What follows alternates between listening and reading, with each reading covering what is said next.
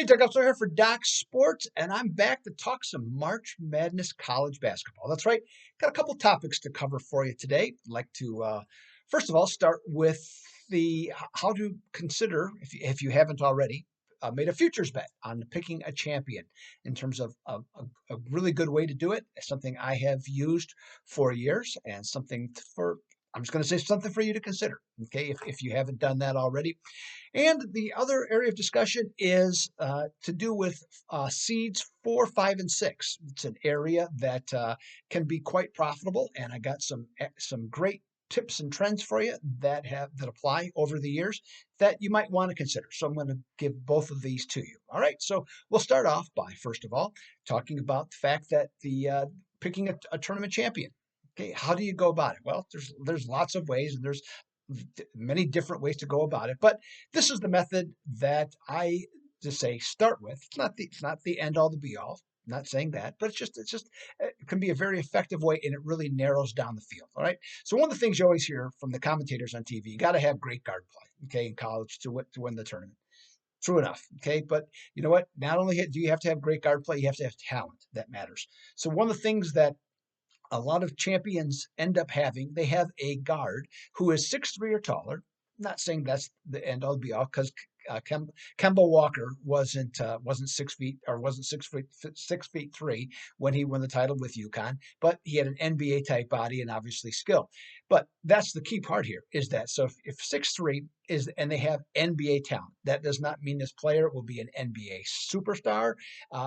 And maybe he might not even be a really good NBA player, but at the college level, he has NBA talent. Okay, so that's a key component, and the size aspect. Then he'll be going against, in many cases, players that are no taller than him, and in some cases shorter than him. So he has the ability, okay, to dominate. And if he ends up being like 6'5" or something like that as a point guard, that's just all the better from that standpoint. Next up, you want to have a big man that's 6'8" or taller who also has NBA talent. Okay, what I mean by that is this player has the ability to potentially dominate in the paint. He's a strong rebounder, and he plays defense. Again, NBA talent, not a superstar, just a person that has that kind of ability. Because to get to the next level, okay, you have to have certain skills, and so those are two prerequisites. Next up, it helps to have one-year conference tournament, because one of the things to do that, you have to go through a series of games that are typically pressure packed, and that's when there's a lot of tension in those games. So that's what goes on then in the tournament. That you're going to have a lot of that. So if you have gone through that process, you have a better understanding of what it takes. Doesn't mean that you're going to win the championship because you do that. Again, it's another factor. And finally, the fourth factor is that during the regular season, you had a winning streak of at least 10 games. The benefit of that is that in order to win the tournament, you have to win 6 games. So if you have not had the ability to know what it takes in order to win that many games in a row, that can work against you as you go deeper into the tournament. Again, these are all things that lead up to. So I would look for these 4 elements. So a 6'3" NBA quality guard, a 6'8" or bigger big man in the paint with NBA talent, a 10-game winning streak, and having one-year conference tournament as all things that I would consider looking for a potential champion.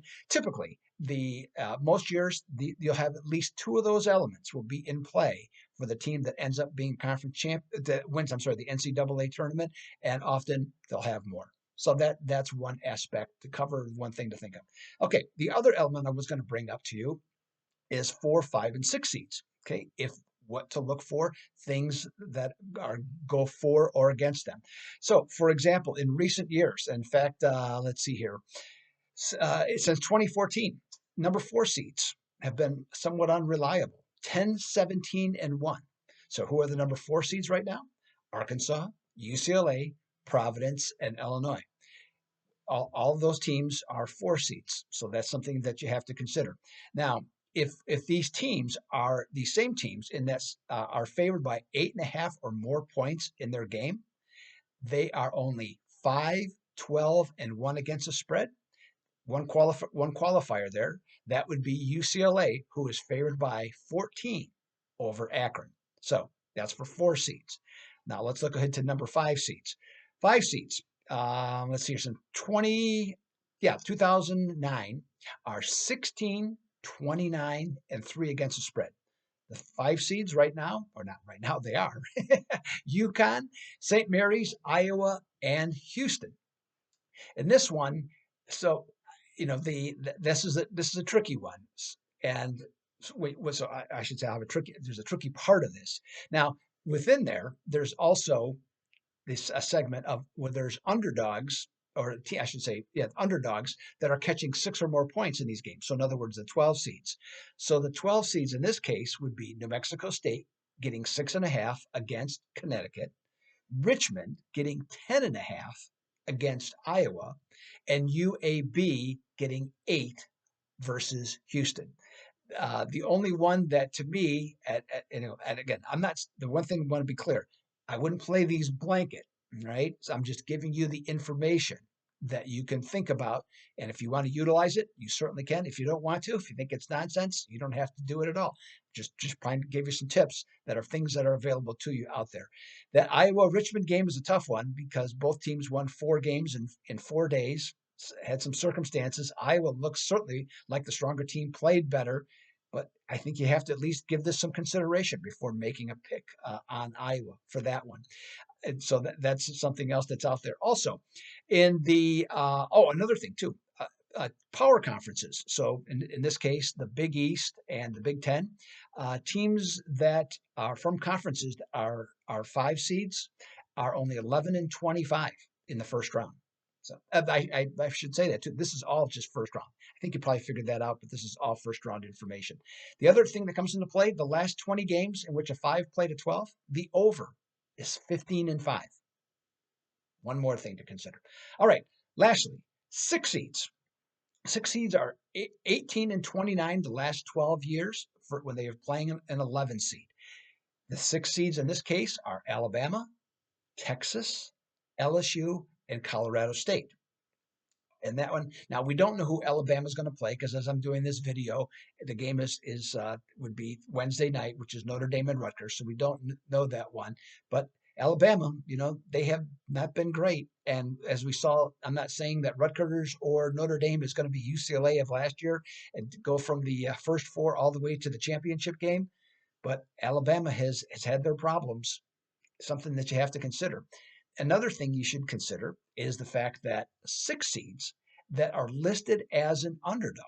So the odds makers see the teams don't see the separation between the 6 and 11 seed, and they're actually making the 6 seed an underdog.